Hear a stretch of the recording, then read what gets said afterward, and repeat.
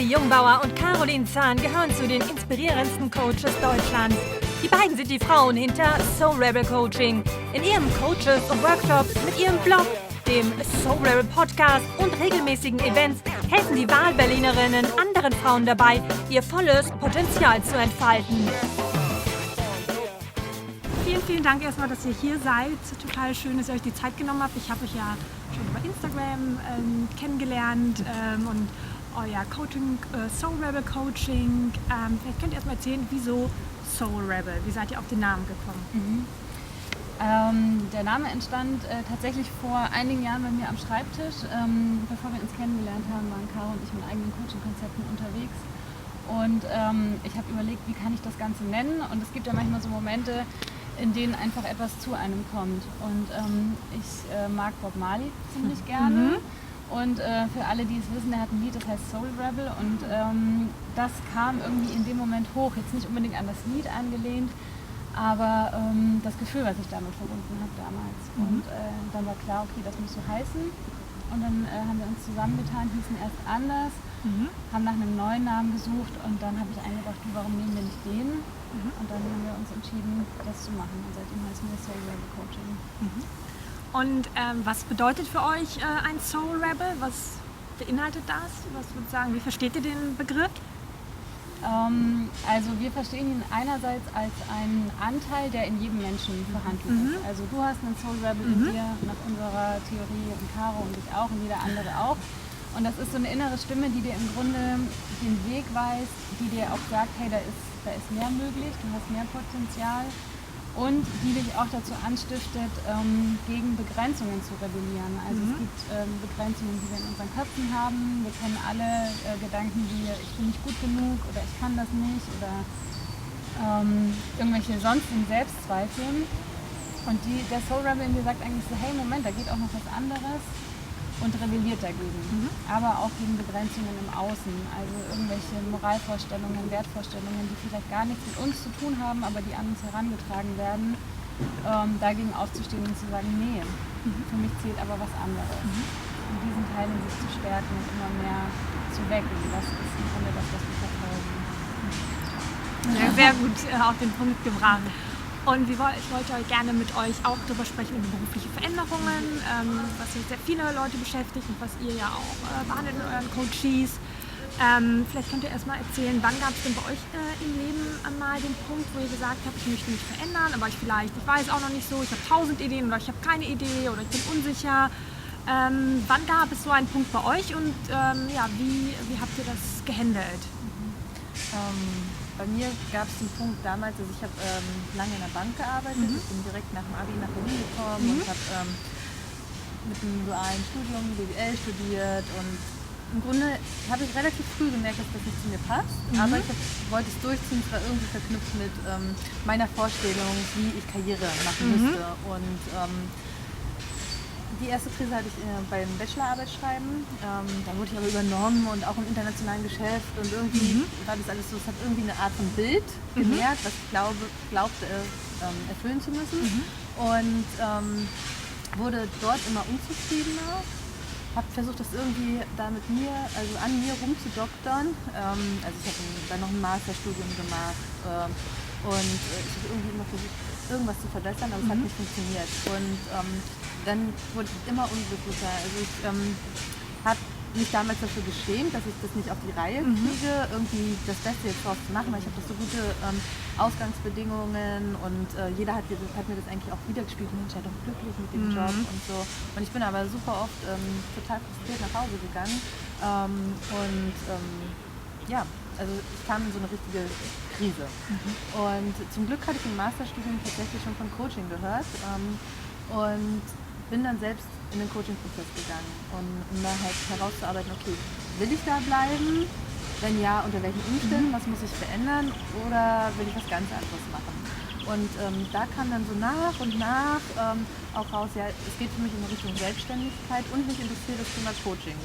Das war aber noch gar nicht so, jetzt werde ich auch Coach, sondern ich will darüber erstmal mehr erfahren und bin dann mit diesem Entschluss weitergegangen. Ich habe dann mich nochmal innerhalb der Branche verändert das war schon als Zwischenlösung konzipiert und habe dann nebenberuflich angefangen, mich als Coach selbstständig zu machen. Und dieser ganze Prozess hat mehrere Jahre gedauert. Also in dem Moment, wo ich festgestellt habe, ich werde immer unglücklicher, konnte ich noch gar nicht richtig handeln. Ich bin quasi richtig rein in die Krise, um dann da wieder durchzukommen. Ich finde es gut, dass du gesagt hast, es dauert viele Jahre, weil ich glaube, manche machen sich total den Stress, dass es dann nicht sofort geht. Ne? Die sind unglücklich und erwarten dann, dass dann irgendwann so, dass der Blitzschlag kommt von oben und ich weiß, was meine Berufung ist und dann weiß ich auch, dann ist alles total easy und ich bin im Flow, aber ich glaube, das ist irgendwie so eine unrealistische Vorstellung oder man macht sich selbst so einen Druck damit, weil meistens ist es ja wirklich, wie du gesagt hast, es ist ja, dauert manchmal 3, 4, noch länger Jahre, bis man dann das kriegt, was man möchte oder bis man sich sicher ist, was so der Weg ist, oder? Total. Also das ist auch immer so eine, gerade so ein Coaching-Markt, so ein Ideal, was da verkauft wird, was du sagst, was Druck macht. Und einige von unseren Klientinnen kommen tatsächlich und sagen, hey, aber der nächste Job muss meine Berufung sein. Und das ist teilweise echt illusorisch. Da wird, glaube ich, auch viele leere Versprechungen gemacht mit der Sehnsucht der Menschen nach Sinn. Auf gut Deutsch auch, glaube ich, einfach versucht Geld zu machen und schnelle Lösungen versprochen, die es einfach nicht gibt. Und ich glaube, die Sehnsucht nach diesem vermeintlichen Ankommen in einer Berufung, die gibt es immer nur phasenweise. Ich glaube, man bewegt sich ein Stück drauf zu, man durchläuft so einen Prozess, auch wie Caro meinte, man geht vielleicht durch eine Krise, dann geht es wieder bergauf, dann kommt man vielleicht dieser Berufung ein Stück näher und dann gibt es aber immer wieder die Aushandlungsprozesse. Es ist ja dann nie für immer alles gut. So. Und ich glaube, das auf dem Schirm zu haben, dass es im Grunde, es gibt kein Ziel, was es zu erreichen gibt oder es gibt keine Berufung, die es zu erreichen gibt und dann ist alles geil. Und dann bin ich plötzlich für immer und ewig erfüllt, weil ich dann mein Herzensbusiness habe und dann ist alles rosarot. Das gibt es nicht. So. Es wird immer wieder Phasen geben, die anstrengender sind, wo es wieder um die Frage geht, was will ich denn jetzt? Auch wenn ich dann vielleicht weiß, ich bin, keine Ahnung, Coach oder Lehrer oder Arzt, okay, aber es wird sich wieder weiterentwickeln. Ja, genau, weil man strebt ja auch nach Weiterentwicklung. Oder die meisten Menschen streben irgendwie nach Weiterentwicklung. Und das Leben verändert sich ja auch so. Also das ist ja auch was man gar nicht aufhalten kann. Ja. Aber, Entschuldigung. Ja, ich glaube, du kannst halt lernen und damit einfach besser umzugehen. Ja. Also es wird wahrscheinlich nicht wieder so eine krasse Krise sein, sondern es wird halt, du hast es Aushandlungsprozesse genannt, es wird halt, also es wird da wieder was zum Verändern und sich dran reiben geben und dann kommt man auf eine quasi nächste Entwicklungsstufe. Aber würdet ihr schon sagen, dass jeder Mensch eine Berufung hat? Also ich glaube, das Wort Berufung, ich glaube, es ist oft was viel Banaleres, als man so denkt und ich glaube, es ist oft nicht unbedingt das, was man mit einer Arbeit verbindet. Also ich würde zum Beispiel sagen, oder was ich als mein Talent mittlerweile entdeckt habe und damit auch gewissermaßen als Berufung, wenn man diesen Begriff nutzen will, ist Menschen irgendwie auf eine Art miteinander zu verbinden. Mit sich selber, aber auch mit anderen. Und ich glaube, dass es oft was viel Breiteres ist, was jetzt nicht einer Jobbeschreibung entspricht oder nicht einer Berufsbezeichnung, sondern dass es eher wie so eine Quintessenz ist, wie man in verschiedenen Lebensbereichen ans Leben rangeht. So. Und ich glaube, das kann sich dann zum Beispiel ausdrücken im Job, dass man etwas macht, was vielleicht auch mit Menschen verbinden zu tun hat, dass man aber auch im Privatleben da gewisse Facetten davon legt und dass es sehr viel breiter ist als der Beruf eigentlich. Ja. Und ich glaube, da kann man sich ein Stück weit darauf verlassen, wo einen die Lust hinzieht, wo man Freude dran hat. Und vielleicht zeigt sich das dann darin, dass man Bäcker wird oder dass man vielleicht, keine Ahnung, ich glaube, es gibt auch bei der Müllabfuhr viele Leute, die das als ihre Berufung wahrnehmen würden. Und das ist, glaube ich, oft auch eine Interpretationssache. Ich kann bei der Müllabfuhr sein und kann sagen, hey, es ist meine Berufung, die Stadt sauber zu machen. Und ich fühle mich damit wohl, zur Sauberkeit beizutragen. Und ich tue der Gesellschaft was Gutes. Das kann auch, wenn man das so sehen möchte, glaube ich, kann alles die Berufung sein. Ja. Also es ist eigentlich nichts, was von extern gefunden werden kann, sondern ich glaube, irgendwann geht es auch darum zu entscheiden, das ist jetzt meine Berufung, weil ich mich mit denen gerade wohlfühle. Und vielleicht verändert sich dann auch nochmal in 10 Jahren oder 5 Jahren. Und wie bist du denn so auf deinen Weg gekommen? Oder wann hattest du vielleicht auch mal eine Krise, die dich dazu gebracht hat, alles so ein bisschen zu überdenken? Also eine Krise, wobei da habe ich jetzt nicht angefangen, also rückblickend dann zu überdenken, war tatsächlich auch bei mir in der Bachelorarbeit. Das war keine schöne Zeit. Da bin ich einfach super über meine eigenen Selbstzweifel gestolpert, was meine Kompetenz angeht. Und das hat sich auch echt in einer satten depressiven Phase dann gezeigt. Im Nachhinein wurde mir dann bewusst, also da hat es auch angefangen, diese Glaubenssätze in Frage zu stellen, zu sagen, okay, was ist da eigentlich passiert, weil von außen gab es keine Bedrohung, es hat einfach nur alles in meinem Kopf stattgefunden. Ich habe mich da selber reinspiralt damals. Was aber dann noch in beruflicher Hinsicht eine wichtige Phase war, ich habe Kultur- und Sozialanthropologie studiert. Ein Studium, was ich total gerne mag und würde ich auf jeden Fall wieder machen. Und gleichzeitig stand die Frage im Raum, okay, wo soll es hingehen? Also es gibt kein Berufsfeld. Und ich habe mich dann ausprobiert, war im Journalismus unterwegs, auch in der Obdachlosenhilfe und hatte damals auch den Antrieb, ich will was Sinnvolles machen. Und hatte eine Phase, hatte einen Nebenjob und habe 14 Monate Bewerbungen geschrieben und habe mich die ganze Zeit über eigentlich gefragt, okay, was kann ich, was will ich, wo soll es hingehen. Hatte ein Vorstellungsgespräch in den 14 Monaten, daraus ist nichts geworden und im Nachhinein war das auch alles richtig gut, dass es nichts geworden ist, weil ich dann eines Tages beim Stellenrecherchieren war und plötzlich war da eine Coaching-Seite. Und ich wusste gar nicht, wie ich da hingekommen bin und ich wusste nicht, dass Coaching existiert bis dahin und was es überhaupt ist und ich habe das gelesen und ich wusste aber in dem Moment, das spricht mich total an und ich werde auch meine Seite haben. Und das war eigentlich der Punkt, an dem alles losging.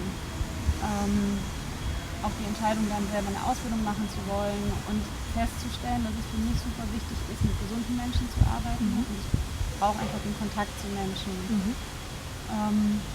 Genau, und mittlerweile hat sich aber auch das wieder weiterentwickelt, dass da auch eine neue Sehnsucht dazugekommen ist. Klar, auch nach wie vor Coaching und den Kontakt zu Menschen, aber auch irgendwie so ein Reiz an physischen Produkten entstanden ist. Und das meine ich auch mit diesem Weiterentwickeln. Man weiß nie, was da noch für Ideen dazukommen, Inspirationen. Ja, und das war im Grunde diese 14 Monate, das war ein ganz wichtiger Prozess, der auch, also nach 6 Monaten war dann auch schon so ein bisschen, okay, wann kommt denn jetzt endlich meine Zusage? Und dann sind 9 Monate vergangen und dann 12 und dann war so, okay, jetzt weiß ich auch nicht mehr, was ich machen soll. Dann waren es 13 Monate und dann gab es Momente, da habe ich wirklich innerlich losgelassen und am nächsten Tag kam die Lösung. Da bin ich dann auf die Praktikumsschreibung aufmerksam geworden bei dem Institut, wo ich dann auch letztendlich Ausbildung und Praktikum gemacht habe und seitdem ist es in Fluss gekommen. Hast du erstmal gezweifelt, dann wieder was ganz anderes zu machen? Weil viele sind dann so, oh, ich habe da eine Ausbildung gemacht, jetzt muss ich aber auch da wirklich was finden, oder? Wie war das bei dir? Bei mir war eher der Knackpunkt mein Alter. Ich war damals 28 und ich wollte eine Stelle haben, bei der ich Geld verdiene. So, und dann bin ich auf diese Praktikumsausschreibung gestoßen und der Deal war, 6 Monate Praktikum, Coaching, Ausbildung kostenfrei. Da dachte ich mir, das klingt eigentlich gut, weil die wollte ich sowieso machen. Dann bewerbe ich mich und das Geld, was ich halt für die Ausbildung ausgegeben hätte, habe ich halt dann zum Leben genommen und habe nebenbei aber noch gejobbt. Und ich war 28 und ich weiß noch, es gab einen Tag, da stand ich heulend vor meiner Chefin und das kann doch jetzt nicht sein, jetzt bin ich hier fast 30 und bin wieder Praktikantin, anstatt Geld zu verdienen, gebe ich wieder Geld aus. Also es war einfach so ein Knoten in meinem Kopf. Und dann gab es auch einen Moment, dann fasst sie mir so auf die Hand und sagt, ja, aber Steffi, hat auch schon seinen Grund, dass du hier bist. Und irgendwie hat mich das beruhigt und sie hatte völlig recht. Es hatte einen Grund, weil dadurch habe ich auch Caro kennengelernt. Dadurch kam die Selbstständigkeit und so viele andere Sachen. Also es war wie so ein Nadelöhr, wo ich einfach durch musste. Auch wenn ich hatte echt schlaflose Nächte, weil ich mir dachte so, ich weiß ja auch gar nicht, ob ein Coaching taugt. Ich hatte die Ausbildung noch nicht angefangen. Das war eigentlich auch eine Blackbox. Ich habe da angefangen und ich wusste nicht, was ist nach 7 Monaten Praktikum. Ich wusste auch nicht, taugt mir Coaching überhaupt. Aber ich habe gefühlt, dass es mich anzieht und dass da irgendwas ist, was ich erfahren will. Und das war dann letztendlich auch der richtige Instinkt. Gibt es da so Hinweisgeber? Worauf kann man hören? Wie kann man merken, wenn man was macht, ob es das Richtige ist? Weil manche Leute trauen ihrer Intuition nicht mehr, vielleicht auch, wenn man schon sehr viel gemacht hat oder es kommen ja auch immer viele Einflüsse aus außen. Der eine Freund sagt, das ist super, die Mama sagt aber, das ist Quatsch.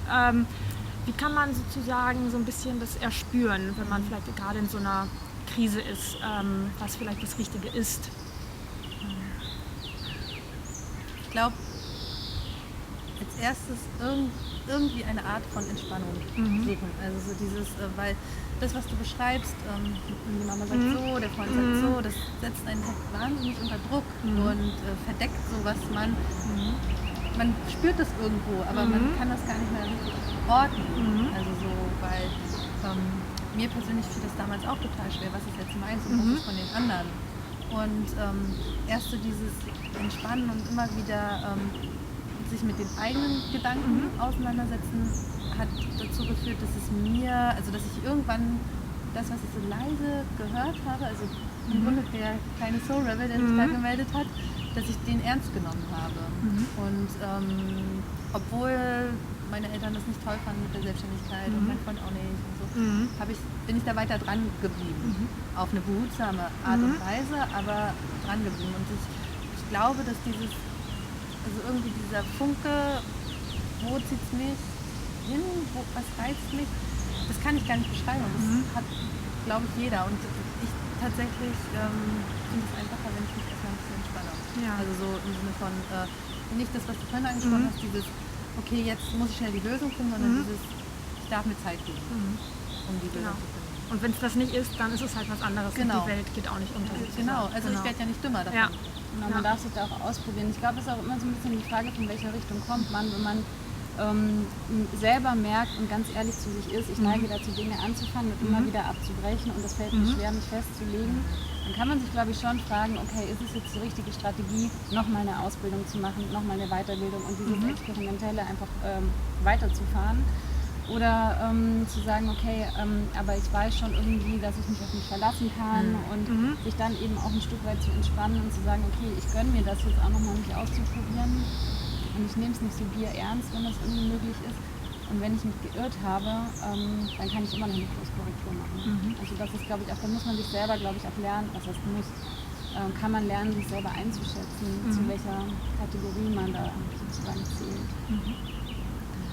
Und wenn jetzt Coaches zu euch kommen und sagen, ich habe viele Ideen, ich weiß nicht, ich will mich verändern, wie geht ihr dann vor? Ich weiß, ihr hattet, glaube ich, auch vor einer Zeit mal ein Webinar irgendwie dazu und dann, ich glaube, es hieß so in 7 Schritten zu mehr Klarheit. Ja, wie geht ihr denn vor? Was sind sozusagen die 7 Schritte und wie fängt man eigentlich erstmal an? Soll ich? Also der erste Schritt ist, alle Ideen bewusst machen. Also alles, was rumschwirrt und was irgendwie auch noch so träumerisch erscheint, wirklich aufschreiben. Also so, dass man es schwarz auf weiß nochmal sieht und ruhig dann noch eine Schleife einbauen. Es steht jetzt wirklich nichts dran. Was ist, das ist manchmal so echt so ein Game Changer. So, was ist das, was du dich eigentlich nicht mehr traust, deinen Freundinnen zu sagen, weil es so absurd ist? Ja. Und dann das auch aufschreiben. Manchmal kommt da nichts, aber manchmal kommt da dann etwas echt Unerwartetes und das dann mal wirken lassen. Also das ist so der erste Schritt, wirklich alles sichtbar machen. Ja, und da passiert eigentlich auch schon, wie Caro gesagt hat, super viel. Also ich hatte das letztens auch mit einer Klientin und da kam dann plötzlich eine Idee, weil genau diese Frage eigentlich super spannend ist, was steht noch nicht drauf, was eigentlich drauf sollte. Und das ist eine Idee, die sie noch mit niemandem bis dahin geteilt hat. Dafür ist es auch einfach gut, eine Begleitung zu haben, weil manchmal schummelt man sich ja dann so selber in die Tasche und ja, steht alles drauf und so und wenn dann aber nochmal jemand nachfragt, ist ganz schön. Und vielleicht auch wirklich jemand Fremdes, oder? Weil ich glaube, Ja. wir haben für unseren Freunden viel mehr Hemmung, dass die sich lustig machen oder was, genau. oder? Ja, oder halt auch genau, dass die sich lustig machen. Man hat ja auch gewisse Rollen, in denen man drinsteckt und dann will man sich vielleicht nicht mit dieser Facette zeigen. Und da eine neutrale Person zu haben, ist einfach super, super wichtig. Der zweite Schritt ist dann, man bringt eine Ordnung rein. Also man geht alle Ideen durch und fragt sich, wie sehr auf einer Skala von 1 bis 10, wenn 10 sehr stark ist, zieht mich die jeweilige Idee an. Und das auch aus dem Bauch raus, also keine Wissenschaft draus machen, sondern wirklich gucken, okay, wenn ich mir jetzt die Idee anschaue, kommt da jetzt eine 5 in meinen Kopf oder eine 8. Und das einfach mal mit dazu schreiben. Das ist so der zweite Schritt. Und auch da wird auch schon sehr viel klar, gerade wenn man sich erlaubt, da mit dem Blick der Sehnsucht oder der Lust hinzugucken und nicht, was ist jetzt das, was vielleicht am sichersten ist oder was meine Eltern am besten finden, sondern wirklich, was zieht mich an. Das bringt auch schon super viele Erkenntnisse. Und dann im dritten Schritt geht es darum, die Sachen, also eine Liste zu bringen von 1 bis x, dass man auch nochmal hat, so okay, das sind wirklich meine Top 3 und das ist eben auch meine Nummer 1. Und das auch nochmal zu vergegenwärtigen. Und dann im vierten Schritt zu gucken, okay, was ist jetzt meine Top 1 und welche Gedanken, also mir die Vorstellung zu erlauben, ich würde es verwirklichen, wie auch immer das jetzt aussieht und wann auch das ist so. Aber welche Gedanken kommen da hoch, welche Gefühle spüre ich, was passiert in meinem Körper. Also sich wirklich zu erlauben, sich mit dieser Idee, die dann auf der Waage schwirrt, zu verbinden und ein Stück weit realer werden zu lassen, mal durchzuspielen und zu spüren, was da so passiert. Und sich dann auch nochmal zu fragen, welches Motiv verfolge ich eigentlich mit der Idee? Also was ist eigentlich der Antrieb dahinter? Und welches Gefühl erhoffe ich mir davon, wenn ich diese Idee dann tatsächlich verwirkliche oder zumindest mal angehe. Und dann, kommen noch Schritt 6 und 7. Der 6. ist dann tatsächlich, da fragen wir die Klientinnen, ob sie die Idee jetzt wirklich verfolgen wollen. Und zwar unter der Prämisse nicht, okay, jetzt kündige ich morgen, weil jetzt habe ich meine Idee Nummer 1 und dann jetzt ist ab morgen alles anders. Sondern erstmal zu sagen, okay, ich entscheide mich jetzt, diese Idee weiter zu verfolgen, mehr Infos einzuholen, damit ein bisschen schwanger zu gehen, zu gucken, wie geht es mir in 2 Wochen damit. Und so daran zu gehen und nicht mit dieser eben, okay, oh, jetzt habe ich meine Idee, jetzt habe ich meine Berufung vielleicht sogar und jetzt geht's los. Sondern sich auch da wieder ein Stück weit zu entspannen und ein Commitment reinzubringen. So, ja, okay, jetzt hier und heute will ich das verfolgen, ja oder nein, dann schreiben sich die Leute das auch auf. Und im letzten Schritt geht es darum, dass sie eine erste Handlung festsetzen, die sie innerhalb der nächsten 72 Stunden, glaube ich, durchführen, um dieser Idee einen Schritt näher zu kommen. Das ist dann bei vielen irgendwie Infos einholen, vielleicht ein Telefonat führen, um sich einfach dieser Idee anzunähern. Also mit einem Partner, mit einer Freundin darüber sich austauschen, Infos einholen oder dergleichen. Genau. Und dann passiert eigentlich so ein Schneeballprinzip, weil wenn man merkt, es erzeugt eine Lust und eine Freude, sich mit der Idee zu beschäftigen, dann ist es oft, ist die Sache schon im Gang. Was dann draus wird sich immer noch zeigen, aber es ist mal angestoßen. Ja. Und was ich ganz interessant fand, du sagst auch, so ein bisschen zu gucken, was ist eigentlich der Wesenskern, also was ist eigentlich das Warum hinter der Idee. Merkt ihr da auch manchmal, dass es Leute sozusagen ein falsches Warum oder haben? Gibt es das auch, dass man sagt, ich will das machen, weil ich glaube, dann bin ich gut abgesichert, dann verdiene ich schnell viel Geld oder dann weiß ich einfach, ich würde sehr viel soziale Anerkennung bekommen, obwohl ich das nicht will. Muss man da vielleicht auch manchmal ein bisschen länger reinspüren, bis man sozusagen in Anführungsstrichen das richtige Warum findet, also ein Warum, das einen wirklich selber befriedigt? Oder? Also ich würde mal sagen, es gibt kein falsches Warum. Also auch da, wenn jemand sagt, ich will die Idee verfolgen, weil ich damit sehr schnell sehr viel Geld verdienen kann, und dann go for it. Also warum nicht? Da würde ich mir jetzt in keinster Weise anmaßen, das in irgendeiner Art zu bewerten. Wichtig ist halt immer, dass die Klientin sich damit wohlfühlt und damit für den Moment happy ist. So, und da gibt es keine falschen Sachen. Und es kommt ja auch oft zu dieses Start with Why, Simon Sinek heißt er, oder? Ja. Ich glaube, da kann man sich halt auch viel verzetteln. Also ich hatte auch ein Vorgespräch mit einer potenziellen Klientin und ja, sie will ihr Warum finden und sie muss ihr Warum finden, und da hat sich von außen, aus meiner Perspektive auch abgezeichnet, dass sie sich eigentlich in dieser Frage nach dem Warum nur sehr verzettelt und damit auffällt, eigentlich ins Handeln zu gehen. Und auch ein bisschen Schiss hatte, ins Handeln zu kommen. Und ich glaube, das Warum zu kennen ist wichtig, aber man braucht es nicht bewusst zu haben, um weiterzugehen. Manchmal geht man weiter und dann ploppt es hoch. Ja, deswegen. Ja, oder es verändert sich. Auch da kann man sich entspannen. Das ist alles so aufgeblasen und so aufgepumpt mit...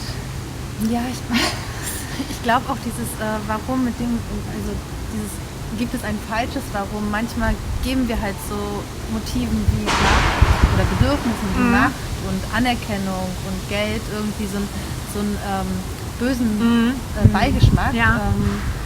Dabei ist es legitim, danach zu streben. So, und letztlich bin ich halt selbst der Maßstab, wann ist es zu viel oder wann nicht und wann ist es zu gut und wann nicht und wie will ich eigentlich das Ganze ausleben. Also was ist viel Geld? Es könnte für andere, was für mich viel ist, könnte für andere total wenig sein. So. Ich glaube auch mit diesem ganzen Warum, da ist halt oft so ich finde es auch manchmal ein Druck verbunden. Ich muss was super Sinnvolles machen, was auch der Gesellschaft dient, was einen Beitrag leistet, der sehr groß ist, mit viel Reichweite. Und dann fange ich aber gar nicht an. Ja, stimmt. Ja, weil man eigentlich vor so einer Mammutaufgabe steht. Ich muss die Welt retten, ne? Ja, ich muss die Welt retten.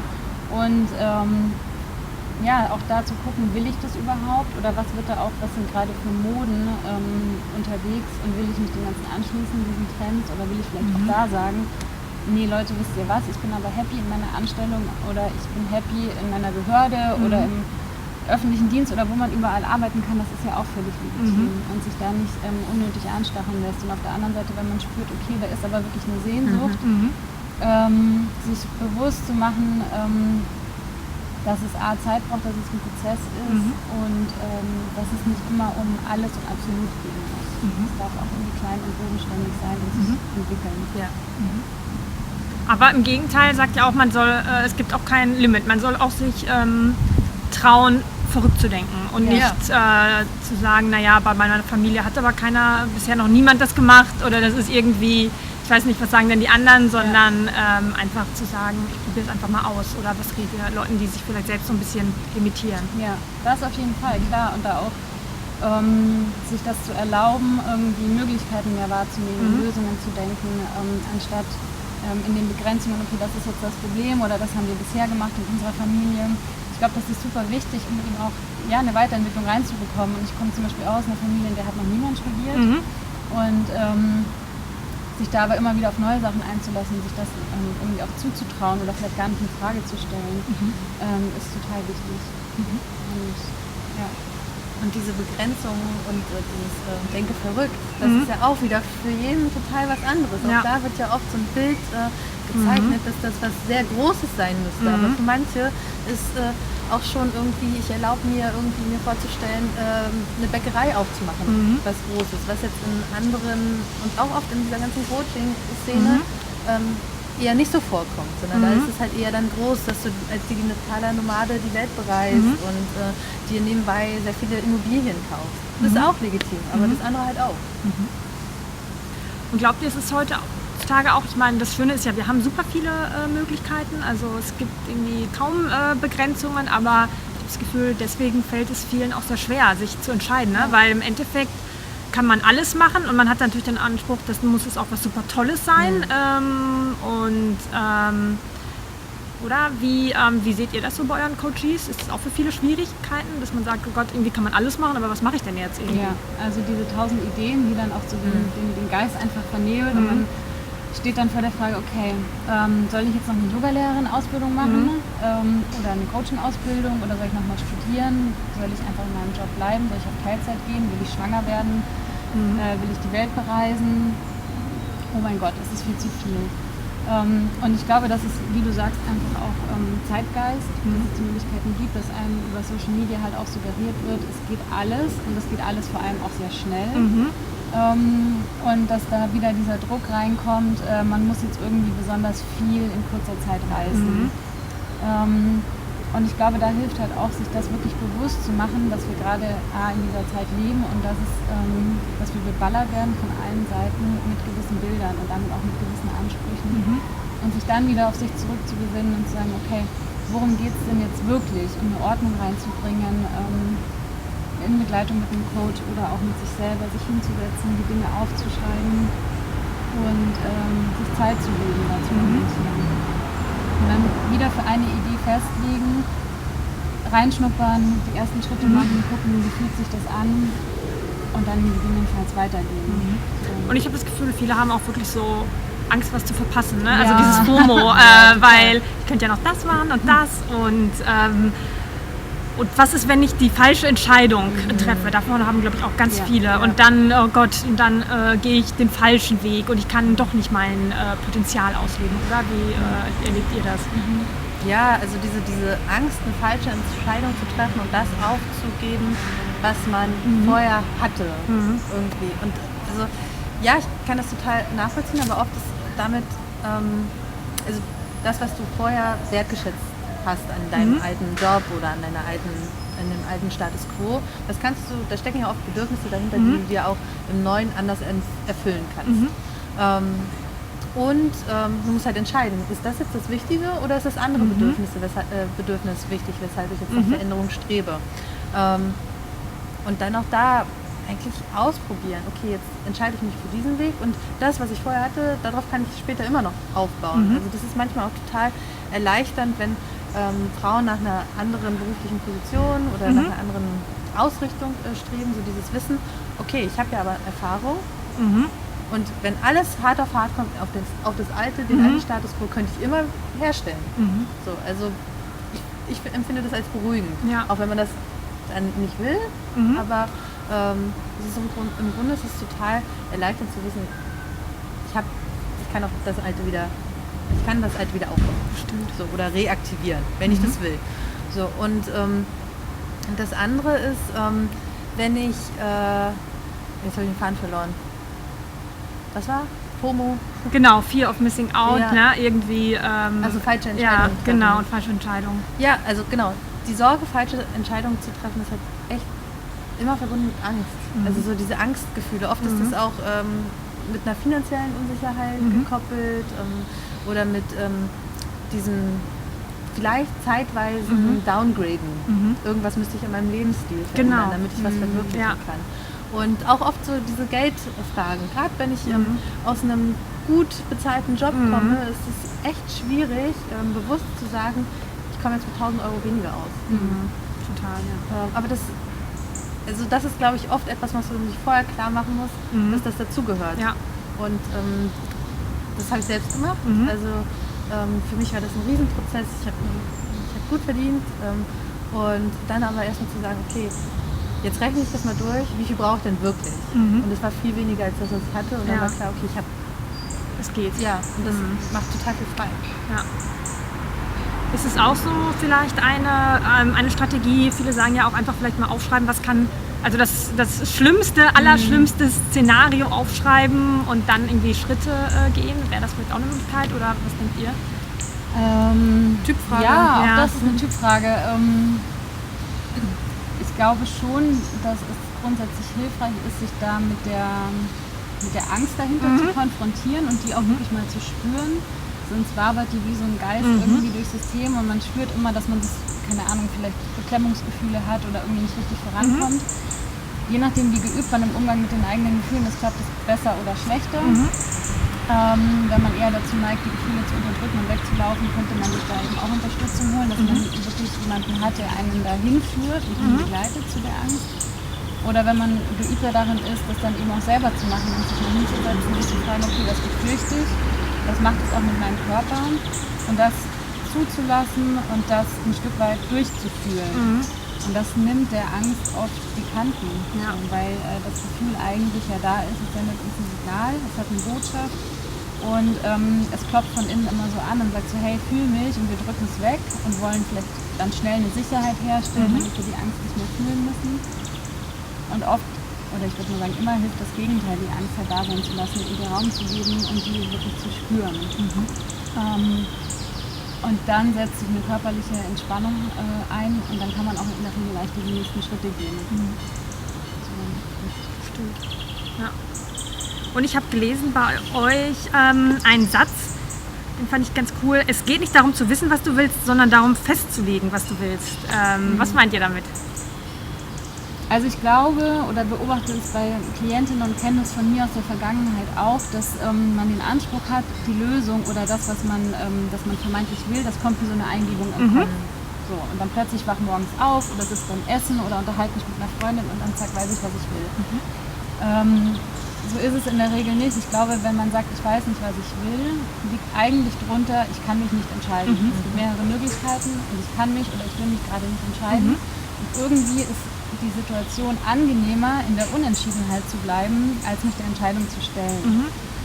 Und deswegen glaube ich, es geht darum, dann zu sagen, okay, das sind meine Optionen und ich habe den Mut und traue mich, eine davon jetzt mal zu wählen. Anstatt immer wieder zu sagen, ja, aber ich weiß ja nicht, was ich will und ich weiß nicht, was ich will. Und man hält sich dadurch eigentlich viel mehr selber in der Unwissenheit. Wenn man sich damit konfrontieren würde, was sicherlich auch oft eine Herausforderung ist, was auch, da kommen wir halt auch als Coaches ins Spiel, als Begleitung, dann die Leute dahin zu führen und zu unterstützen, die Optionen sich erstmal aufzuschreiben, sichtbar zu machen und dann eben auch zu sagen, okay, ich committe mich jetzt dafür. Ja.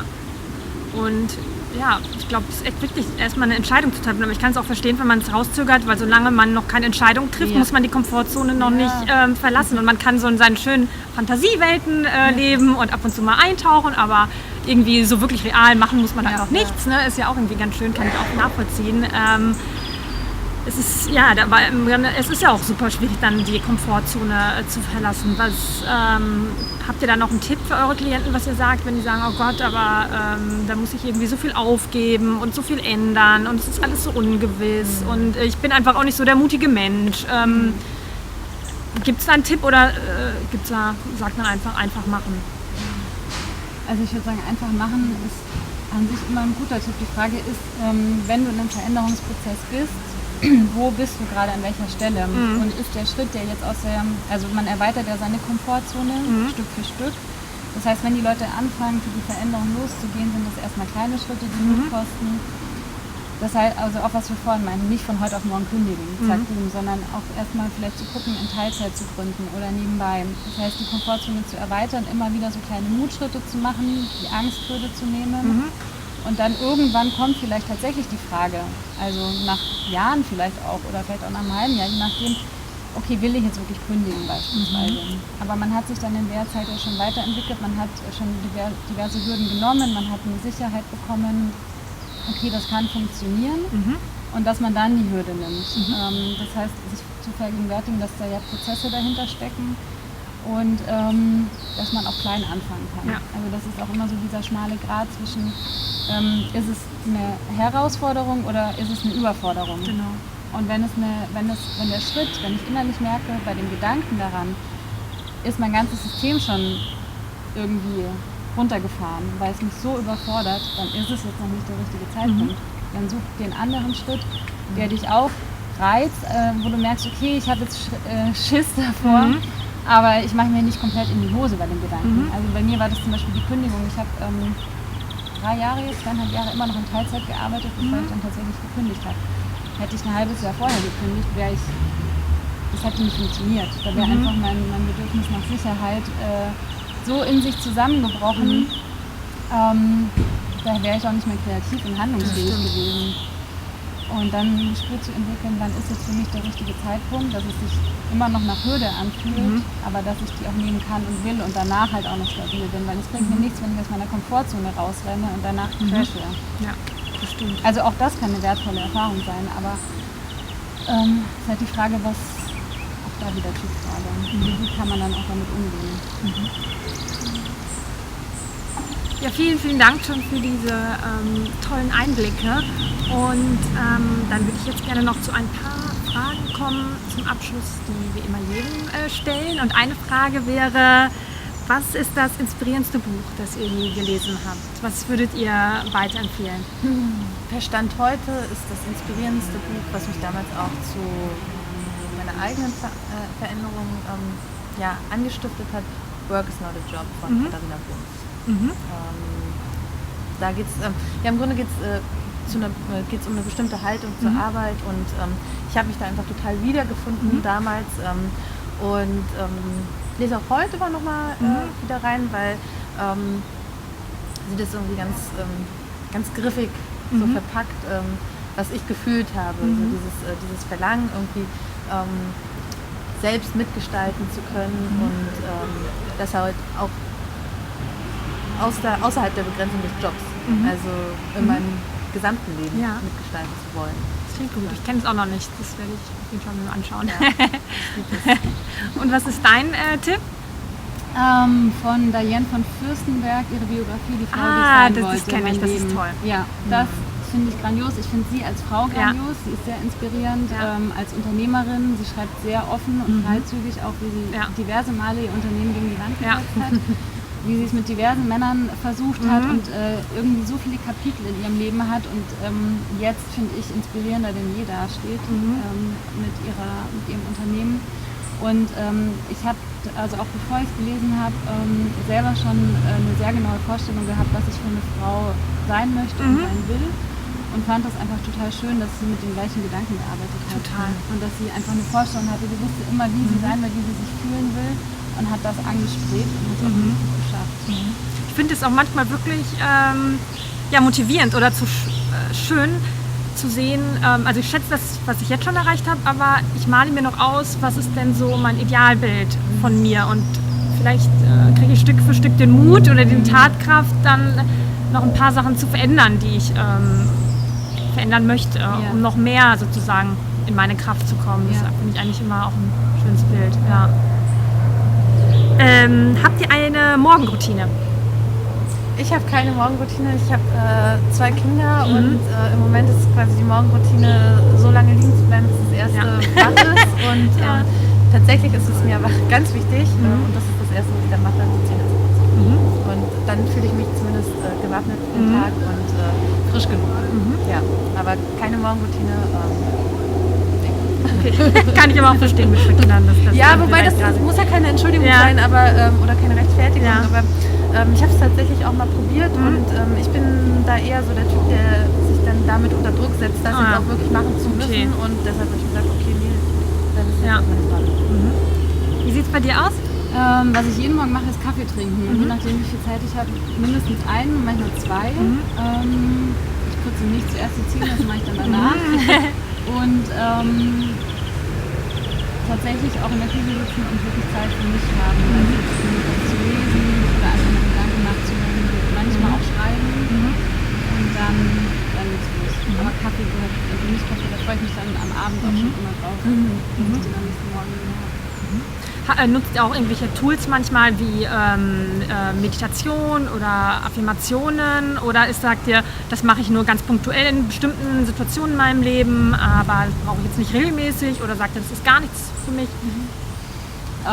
Also ich mache schon ungefähr einmal die Woche Yoga und interessiere mich sehr für Meditation, habe das auch immer mal wieder ausprobiert und das ist irgendwie etwas, was in meinem Leben rumschwirrt, was ich aber nicht, wie soll ich sagen, also ich sehe mich nicht als Meditierende, aber es gibt durchaus immer mal wieder Momente, in denen ich mich hinsetze und ich würde es nicht sagen meditiere, aber kontempliere, also Kontemplation mache, einfach Gedanken nachhängen und vor allem fühlen. Also wirklich, wenn ich merke, es ist gerade was in meinem Leben passiert, was mir nicht gut getan hat, was mich traurig macht und ich bin mit dem Gefühl nur so halb in Kontakt und merke aber, dass ich eigentlich total zerstreut bin und fahrig. Dann sage ich, ey Moment, jetzt setze ich mal hin auf die Couch, das muss eine Yogamatte sein und mache einfach mal die Augen zu und fühle das Gefühl. Und das ist was mir total weiterhilft und was ich nicht regelmäßig mache, aber halt dann, wenn es nötig ist. Und letzte Frage, was sind eure Big Five for Life? Was sind 5 Dinge, wo ihr gesagt habt, bevor ich sterbe, möchte ich diese 5 Dinge erledigt haben? Das ist ja von diesem Buch. John Strelecki, genau. Ich habe das Buch auch gelesen, aber ich weiß eine Big Five nicht. Es hat tatsächlich nicht so mit mir so resoniert. Ja. Aber die Big Five for Life, das Konzept finde ich irgendwie ganz spannend. Und dann denke ich mir auch so, ja, okay, was ist jetzt, wenn ich das erreicht habe? So, kommt dann ein neues dazu? Ja, genau. Aber meine Big Five Verstand heute ist tatsächlich das mit der Selbstständigkeit. Da ich jetzt sagen, ich habe ein bisschen Haken dran. Dann das eigene Wissen erweitern und auch andere von meinem Wissen profitieren lassen. Hawaii und Uruguay reisen. Keine Ahnung warum, diese 2 Länder, aber beziehungsweise Hawaii ist eine Stadt. 3? Ja. Kinder auch und ein Haus am See. Ah, schön. Hast du es schon oder ist noch in Planung? Ja. Nee, also das ist wirklich etwas, was ich in den nächsten 5 Jahren gerne realisieren will. Und deine Big Five for Life? Ich habe tatsächlich nicht so wirklich drüber nachgedacht, bis deine Frage kam. Ja. Also Nummer 1, eine erfüllte Partnerschaft. Ich gründe eine Familie. Ich mache Arbeit, die wirklich eine Veränderung im Leben von Menschen bewirkt und ich fühle mich dabei wohl und erfüllt. Nicht zwanghaft immer dauerhaft, weil das, glaube ich, gibt es nicht, aber ja. Und Sinn erfüllt. Ich habe ein Haus am Meer, an einem wunderschönen Ort und meine Liebsten und ich sind dauerhaft gesund. Das, auch so wichtig. Stimmt. Ja, und eigentlich notiert hatte ich mir noch, ich mache Musik mit anderen Menschen. Auch schön. Das ist auch ein Ziel. Ich nehme Gesangsunterricht und bin da noch sehr... Mit der Kelly Family. So, Kelly Family 2.0. Vielleicht. Das ist auch noch eine Sehnsucht. Toll. Das hatte ich auch. Habe ich 5. Ich hatte auch das geistige und körperliche Ja, meine sind halt 6, auch nicht schlecht, ne? Fülle. Genau. Was sind Rebel. deine? Meine Big Five for Life ist auch, ich plane auch, mich bald selbstständig zu machen, die Selbstständigkeit. Für mich ist es auch eine Familie zu haben, eine eigene Familie und eine tolle Partnerschaft. Genau, Gesundheit, also dass ich auch die Zeit habe, mich um Sachen zu kümmern, die meine Gesundheit fördern. Ganz viel Reisen, ganz viel Neues kennenlernen. Und die 5. Sache ist, das alles mit einer ganz entspannten Haltung zu machen, ja. ohne mich zu stressen. Ja. Genau. Ja. Mal gucken. Ich bin auf dem Weg, aber ich denke mir, wie ihr gesagt habt, das ist auch alles ein Prozess und manchmal klappt es besser und manchmal schlechter. Aber ich glaube, wenn man einfach die Vision schon mal hat und sagt, ich erinnere mich immer wieder dran und ich bleibe dran, auch wenn es nicht sofort klappt, dann ist es ja schon super wertvoll irgendwie. Ja, und die Gefühle kann man auch tatsächlich jetzt schon haben. Also das finde ich auch mitunter die spannendste Erkenntnis. Wahrscheinlich hast du auch gewisse Gefühle, die du dir davon erhoffst, dann selbstständig zu sein oder dies oder das. Und das kann man sich im Kleinen halt auch schon im Alltag holen, indem man gewisse Dinge anders macht, indem man an gewisse Orte geht und man mit den Gefühlen, die kommen dann plötzlich hoch und denkt sich, huch, ja, genau so will ich mich fühlen. Und dann ist es eigentlich schon da. Und man muss erst gar nicht das erreichen. Das stimmt. Mal gucken. Wir können uns ja dann in einem Jahr nochmal sprechen. Vielleicht haben sich dann schon 1 oder 2 Big Five for Life verändert oder erfüllt. Ist ja auch mal ganz spannend, wie sich das dann so entwickelt. Ja. Auf jeden Fall vielen Dank, dass ihr hier in dieser kleinen Picknick-Area zu Besuch wart. Und vielen Dank. Und ach so, vielleicht noch für alle, die sich auch Interesse an einem Coaching haben oder mehr über euch erfahren möchten. Wie findet man euch? Man findet uns auf Instagram @soulrebelcoaching. Wir sind auch auf Facebook. Natürlich auf unserer Webseite www.soulrebelcoaching.de. Schreibt uns eine Mail hello@soulrebelcoaching.de. Wenn ihr in Berlin seid, Ja. könnt ihr auch zu unserem Meetup kommen. Das ist einmal schön. im Monat und alle Termine sind auf der Webseite. Sehr cool.